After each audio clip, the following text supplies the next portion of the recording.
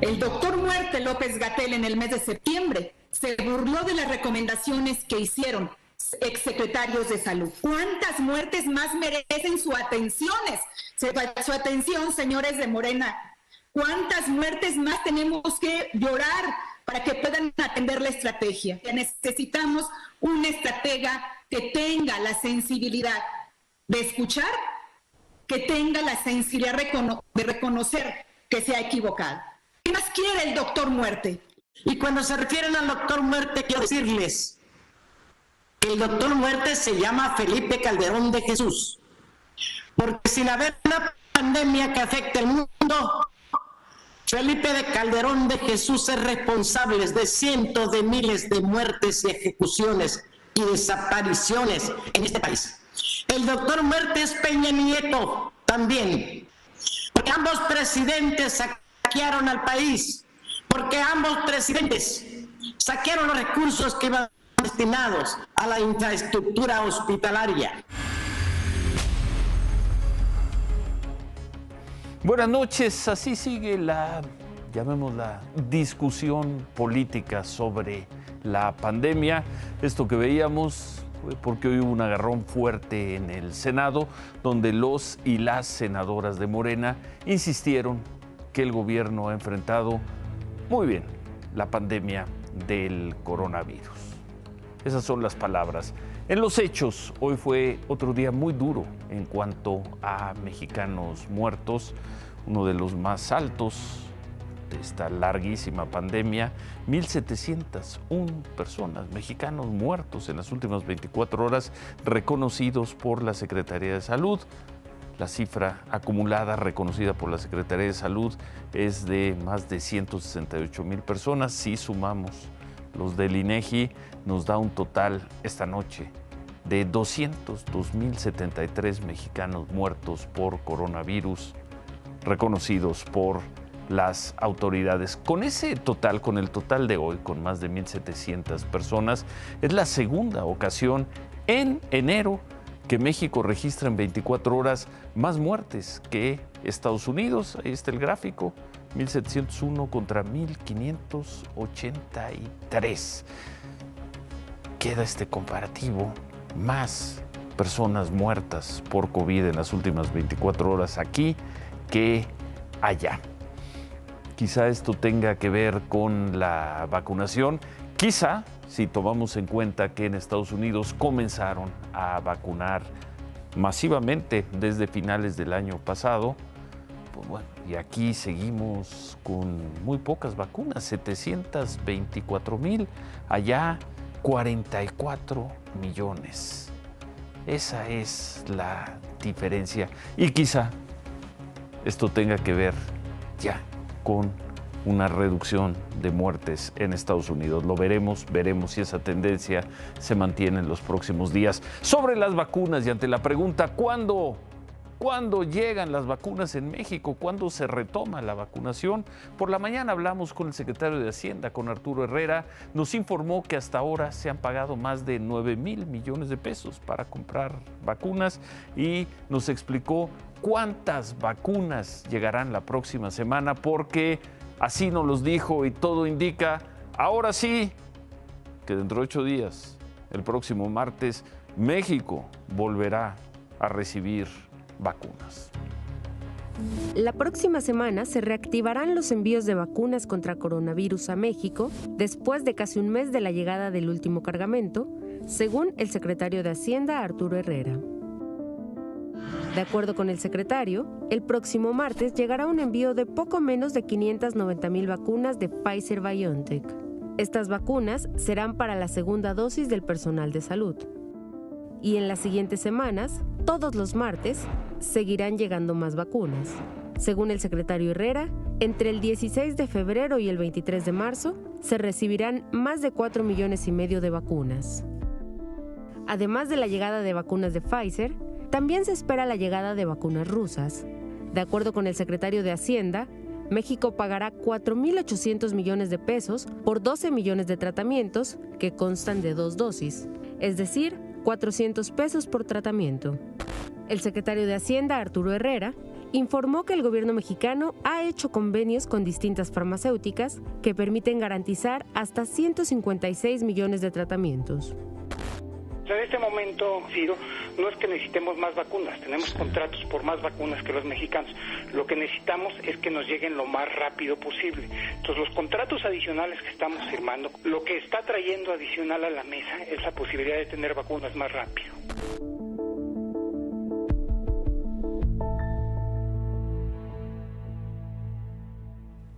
Pues ojalá. Y en este sentido habló también el canciller Marcelo Ebrard, informó esta mañana. Ojalá no pase nada con la planta de Bélgica de Pfizer, con la producción de Pfizer, con los envíos, con disposiciones internacionales y tal como nos dijo el secretario de Hacienda, dentro de 8 días, a estas horas, aquí estemos reportando que se reanudó el envío, o más bien la llegada de vacunas a México, suspendida en los hechos 3 semanas. Hace unas horas el secretario de Hacienda, el propio secretario de Hacienda, confirmó en su cuenta de Twitter esta noticia para el martes, pero además el secretario Herrera tuiteó que con este nuevo lote de vacunas Pfizer van a ser para los trabajadores de salud que están en la primera línea de los hospitales. En otro tuit, Arturo Herrera agregó que pues la lista de cómo se van a recibir, ahí la tiene, va la lista. ¿Quiénes van a recibir estas vacunas? Pues 500,000 de vacunas la próxima semana van a ser para enfermeras, inhaloterapeutas, médicos, laboratoristas químicos, técnicos radiólogos, camilleros, asistentes y para el personal de limpieza e higiene de ambulancia, de alimentos y trabajo social, que incluye a los pasantes, a personal de confianza y eventuales. Para ellos van a ser las vacunas de la próxima semana. Más adelante vamos a regresar al tema del coronavirus.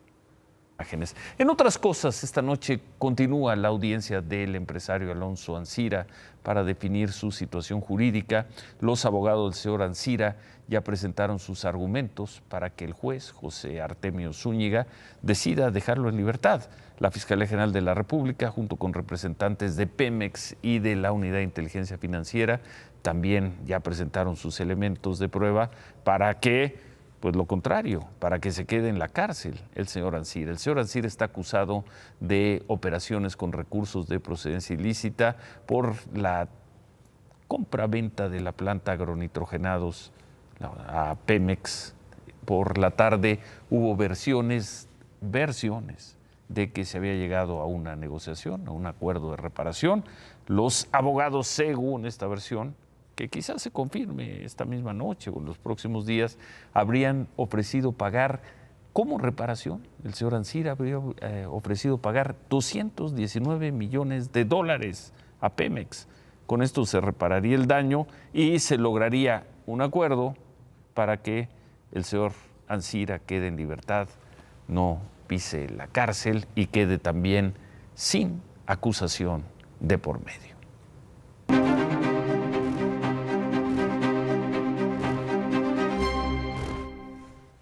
Bueno, pues se acercan las fechas, ya no se ve tan lejos, marzo del 2022, marzo del próximo año. Vamos por partes.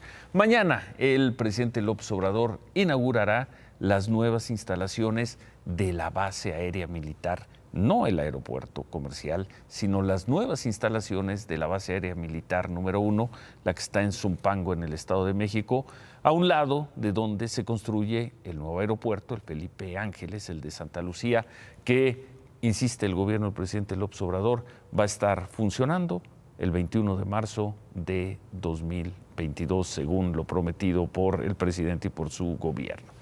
Quizás se consigue, están trabajando muy fuerte.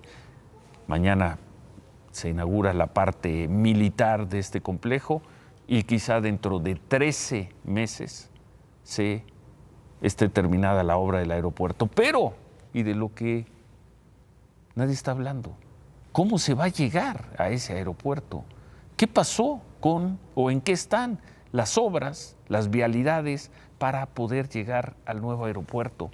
A juzgar por la investigación, por el reporteo del equipo de Imagen Noticias, tener esas vialidades listas para dentro de un año y un mes es prácticamente imposible.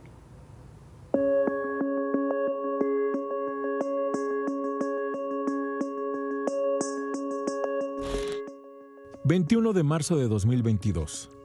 el gobierno federal insiste en que el nuevo aeropuerto Felipe Ángeles será inaugurado en esa fecha. Mañana las pistas de la nueva base aérea recibirán sus primeros vuelos. El avance de la obra es del 50%, asegura la autoridad militar. Pero ¿estará listo todo el plan de movilidad para llegar al nuevo aeropuerto? Las carreteras, el transporte público, los libramientos y autopistas para llegar desde Toluca, Estado de México, desde el poniente y sur del Valle de México, desde el actual aeropuerto al nuevo aeropuerto. La Secretaría de Comunicaciones y Transportes es la primera responsable de que esto suceda. Y para conectar a Santa Lucía tiene 1,431 millones de pesos que debe ejercer este 2021. ¿Cuáles son las obras que deben quedar listas para que un pasajero pueda llegar al nuevo aeropuerto? 8 grandes vialidades, libres y de cuota, ubicadas principalmente en el Estado de México. Ampliación y modernización de la autopista México-Pachuca en un tramo de 18 kilómetros. Ampliación de la transitada carretera libre México-Pachuca, que deberá recibir a la mayor parte del transporte de carga de la zona. La construcción de un entronque, que llevará un viaducto, también debe construirse, que llevará un camino de 10 kilómetros, que lleva el acceso principal del aeropuerto, acceso en construcción. Y la construcción de la autopista Ecatepec-Peñón, que es la vía que comunicará en 45 minutos, dice la autoridad, al actual aeropuerto con el nuevo. Hoy, con la vialidad como está, el equipo de Imagen Noticias recorrió el tramo en 59 minutos. Además, se ampliarán 2 líneas del Mexibús y se construirá un nuevo ramal de 23 kilómetros del ferrocarril suburbano. Todo para dentro de un año y un mes, fecha en la que iniciará operaciones un nuevo aeropuerto, que no quiere ser una isla. Si se consigue terminar todas esas obras en un año y un mes, pues será seguramente la mayor hazaña en la historia de la obra pública en México de ese tamaño. Hoy, esta noche, se ve imposible. Mañana el presidente López Obrador va a estar allá en Santa Lucía, va a inaugurar un proyecto que quienes lo han visto de cerca dicen que es muy espectacular. La nueva base militar en esa zona de Santa Lucía, esa es una parte. Quizá en marzo del próximo año esté terminada la obra del aeropuerto, pero ¿cómo va a llegar la gente? ¿Cómo vamos a llegar nosotros? En un proyecto que además, si todas las vialidades están listas, funcionando, sin mucho tráfico, promete un tiempo de 45 minutos entre el actual aeropuerto, el Benito Juárez, y lo que será algún día el nuevo aeropuerto de Santa Lucía. De todas las obras pendientes, la que parece que va más retrasada es la ampliación del tren suburbano. La extensión que se pretende construir para que el tren suburbano llegue al nuevo aeropuerto nace aquí, en la estación Lechería. 23 kilómetros que se reparten entre las Secretarías de la Defensa Nacional y la de Comunicaciones y Transportes. El ramal tendrá 2 nuevas estaciones intermedias y una terminal a pie de aeropuerto. La autoridad asegura que se aprovechará el derecho de vía del ferrocarril existente. Pero en distintos puntos del municipio de Tultitlán, Estado de México, por donde deberá correr el nuevo tren, no existen los 15 metros de derecho de vía que obliga la norma. No hay espacio para una segunda vía. Este es el par de vías. Allá hay un tren de carga privado. Aquí justo está la vialidad. La que corre paralela se llama recursos hidráulicos y no hace los 15 metros. Lo puedes ver con claridad aquí. Tampoco hay evidencia de que haya iniciado obra alguna. Y los habitantes de la colonia nueva suburbana en Tultitlán, que viven desde hace 20 años a un lado del paso del tren, no han sido advertidos de un desalojo o una expropiación. Aquí es donde vivimos, aquí donde crecieron nuestros hijos y donde están creciendo nuestros nietos. ¿Ustedes aceptarían una situación de desalojo? A nosotros no nos ha llegado ningún comunicado. Otra persona, nadie nos puede desalojar. La Secretaría de Comunicaciones y Transportes ofreció terminar este ramal del tren en junio del 2022. Hoy, el general Gustavo Vallejo, responsable de la construcción del Aeropuerto Internacional Felipe Ángeles, aseguró que el tren estará listo hasta finales del 2023. Bueno, y hablando del general Vallejo, hablamos con él, responsable de la construcción del nuevo aeropuerto. El general Gustavo Vallejo nos dijo esto sobre las obras, estas obras complementarias para el proyecto del aeropuerto Santa Lucía. En Sedena estamos conscientes de que un aeropuerto, por eficiente y moderno que sea, si no está unido a otros aeropuertos o los núcleos de población, es un aeropuerto con graves problemas. Son sus palabras, será una verdadera hazaña, no tanto terminar, que ya por sí va a ser un tiempo récord, terminar la obra del aeropuerto, sino todas las obras que conectan al Valle de México con el nuevo aeropuerto de Santa Lucía. Kimberly, buenas noches. Buenas noches, Ciro. Y bueno, te traigo otra información porque el presidente López Obrador encabezó esta mañana el aniversario de la Marcha de la Lealtad en el Castillo de Chapultepec. Estuvo acompañado del secretario de Defensa Nacional, Luis Crescencio Sandoval. El secretario de la Defensa destacó el compromiso de las Fuerzas Armadas con el gobierno federal y también con la ciudadanía. Puso como ejemplo las labores que soldados y marinos han implementado para atender la pandemia por COVID-19. Hablando justamente de la Ciudad de México, luego de casi 2 meses cerradas, hoy reabrieron las plazas comerciales, las tiendas departamentales en la Ciudad de México.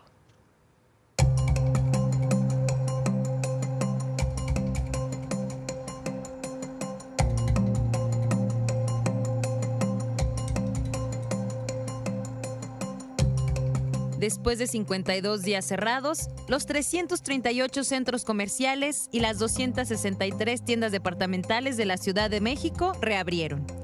En algunas plazas como Parque Delta, la gente hizo fila desde las 10 de la mañana para ingresar. En el sur de la ciudad, en Plaza Universidad, la afluencia de gente era menor. Ahí, las tiendas de calzado fueron los negocios más concurridos. En estos lugares se establecieron nuevas medidas sanitarias.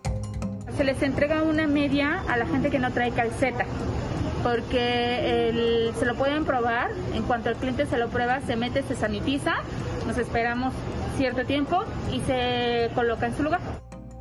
En las tiendas de ropa, otro de los lugares con mayor afluencia, la gente podía probarse la ropa, pero solo por encima de su vestimenta. Las ofertas y rebajas fueron de lo más visible. Además, el registro del código QR para dar seguimiento a casos de COVID-19 se hizo obligatorio para ingresar a las tiendas. Los visitantes coincidieron en que visitar los centros comerciales no es una necesidad, pero sí una forma de mejorar su ánimo y salir del encierro. Tenía mucho tiempo que no salíamos y también creo que eso como que nos está afectando un poco, nos estresa también estar en casa. Porque había estado cerrada mucho tiempo y necesitamos hacer unos cambios de los regalos navideños. Pues no urgía, ¿no? Un poquito también salir un poco, moverse un poco, ¿no? Después del encierro que hemos estado cuidándonos bastante. Y aunque limitadas, también hubo críticas contra esta reapertura. No hay límite, todos entran y, por ejemplo, ¿cómo puedes tú garantizar que en un lugar que te dicen que va a admitir el 20%? Los termómetros que ponen, la verdad es que luego te marcan cosas que no son y como que no pasa nada.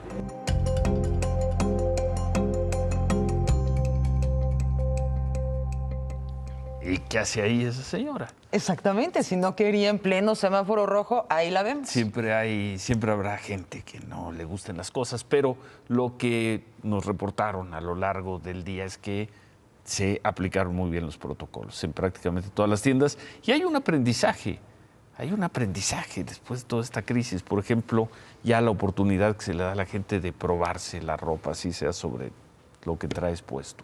Lo que decía la dependiente de los calzados, hay un aprendizaje, qué bueno, porque pues vamos a tener que familiarizarnos, acostumbrarnos. Y los códigos QR a vivir con esto todavía una buena los temporada. están tomando de manera estricta. Sí lo están haciendo en todas las tiendas, ¿no? Qué El bueno código como QR. sea, ¿no? Qué bueno.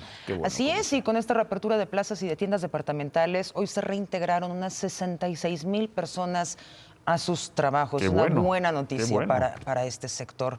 Vamos a otros temas, porque anoche informábamos sobre el ataque que ocurrió dentro de del restaurante Los Otates, que se ubica en una exclusiva plaza comercial en Zapopan, en Jalisco.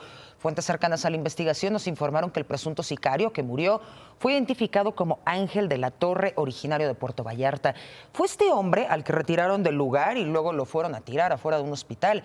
Hasta este momento no se sabe nada de la persona a la que habrían privado de su libertad. Nada todavía. Nada hasta este momento, y la Fiscalía informó que aún tampoco hay una denuncia por este hecho. Y bueno, la Asociación Mexicana de Instituciones de Seguros, la AMIS, presentó hoy su informe de robo de autos durante 2020. De acuerdo con el informe, en 2020 el robo de autos se redujo 20% comparado con 2019. El robo de vehículos pasó de 85,000 unidades en 2019 a 68,000 en 2020. Las cifras de 2020 son tan bajas como las de hace 5 años. Qué bueno. Se dirá también que fue por la pandemia, que la gente circuló menos. Como sea. Es una buena noticia. Es una buena noticia. Sí.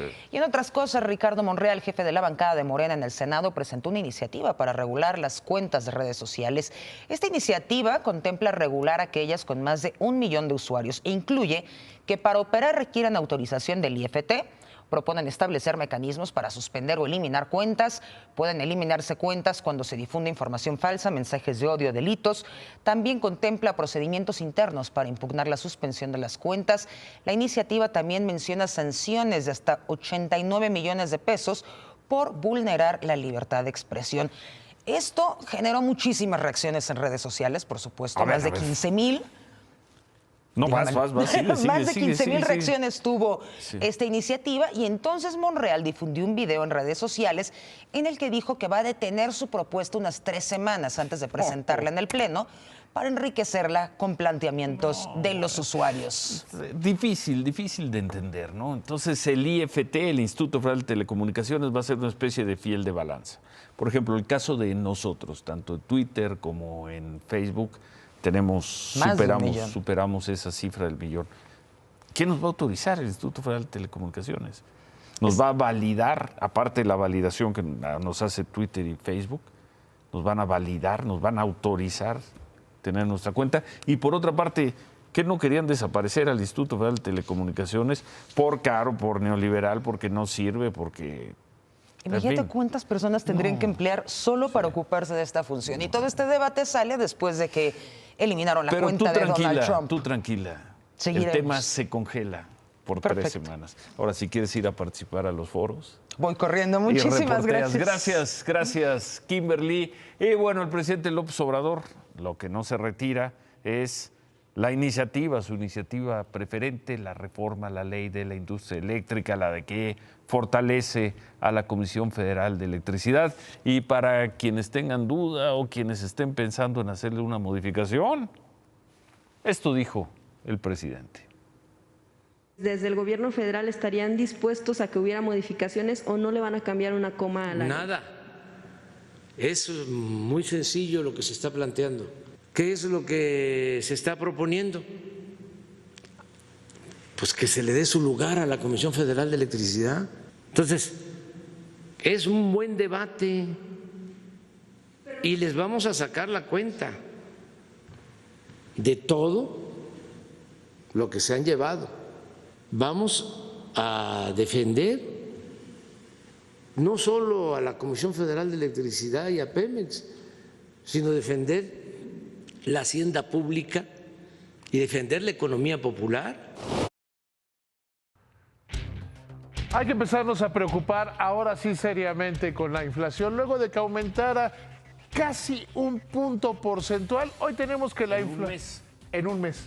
Prácticamente 1 punto porcentual en un mes. Y si consideras que la meta de Banco de México es 3 más menos 1, si va a ser 3, ya en un mes aumentó la tercera parte. Y si se mantuviera esta tendencia, vamos a tener una inflación de 15% en el año. Es una inflación altísima, una inflación del 3.54%, que los que ya somos más viejos, que venimos acostumbrados a aquellas del 157%, son totalmente diferentes, pero esto plantea mayores dificultades para las empresas, para las personas y para el país. Una inflación de este tipo que además viene impulsada básicamente otra vez por la gasolina y por el gas LP. Los dos productos que más subieron de precio son esos dos. Por eso la semana pasada la Secretaría de Hacienda dijo que iba a usar el IEPS al revés. Estamos viendo cada vez mayor inflación. Eso va a ser, uno, que Banco de México no disminuya más las tasas de referencia, tampoco las va que a subir, no bajen las tasas. Tampoco las va a subir. Probablemente las podría subir. Yo creo que se van a esperar a ver cómo se da la apertura de la economía. ¿Qué más se puede hacer? ¿Qué más se puede hacer? Además de, como dices tú, preocuparnos. Pues yo creo que preocuparnos y tener cuidado en aquellos créditos, por ejemplo, que son a tasas variables, esos pagarlos, los créditos de tarjeta de crédito en el mundo de las finanzas personales, y quedarse con créditos a tasa fija. Hoy, por ejemplo, las tasas bancarias en los créditos hipotecarios son las más bajas de la historia. Pues de tonto agarras una tasa variable, pero sí el repunte de la inflación va a ser uno de los temas que dificulte la recuperación de la economía, la recuperación del empleo, que de por sí están muy, muy difíciles, Ciro. Remátala, David. Cuando este gobierno decidió no construir el aeropuerto de la Ciudad de México, uno de los argumentos que se usó mucho es: ya se invirtió, ya se va muy avanzado y es más caro no hacerlo. Lo mismo está sucediendo con el Tren Maya, el aeropuerto de Santa Lucía y Dos Bocas. Parar las obras en estos momentos sería mucho más caro. Bueno, Javier. Ciro, serán los Juegos Olímpicos más tristes porque las medidas van a estar al límite. Regresamos para ver cómo están las apuestas para el Tigres Bayern Múnich del jueves. Si habrá Juegos Olímpicos, bueno, regresamos con Javier y con una aclaración y una disculpa. Y yo pedí dos, el sinaloense y Caminos de Michoacán.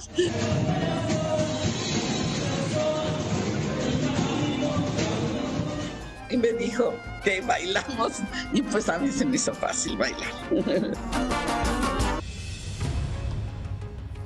Tiene la palabra la candidata Morena al gobierno de Querétaro, la magistrada Celia Maya. A la magistrada Celia Maya, candidata de Morena a la gubernatura de Querétaro, le gusta bailar.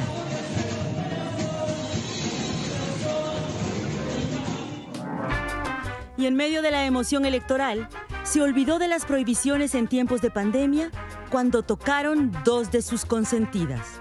En el lugar donde se dio la cuestión del baile, tuvo efecto el encuentro con los militantes y simpatizantes de Morena, y ya había concluido y las personas de la comunidad nos ofrecieron un taquito. Me preguntaron por qué había música, ¿qué tocaban? Y yo pedí dos, el sinaloense y Caminos de Michoacán. Y entonces me paré a comer otro taquito y como yo creo que llevaba cara de entusiasmo porque esa música me gusta, la siento, me encontré con el fotógrafo y me dice, ¿qué? ¿Bailamos? Y pues empecé a bailar con él. Celia Maya reconoce que fue un error. Y no me fijé que como estaba comiendo ya no llevaba el cubrebocas. Yo sé que debo de estar atenta a esas cosas, yo lo entiendo, yo ya pedí una disculpa a la sociedad porque es mi obligación cuidarnos. Así que si alguien con fines electorales quiso llevarla al baile, lo consiguió. Nunca hemos tenido ningún problema con la autoridad, en todos los eventos se cuida todas las medidas de sana distancia. Pero aprendida la lección, a Celia Maya, lo bailado y lo bailadora, nadie se lo quita. Y me dijo que bailamos y pues a mí se me hizo fácil bailar. Y se le hizo fácil bailar. Bueno, se quedan con ¿Qué importa? Gracias, buenas noches, ánimo.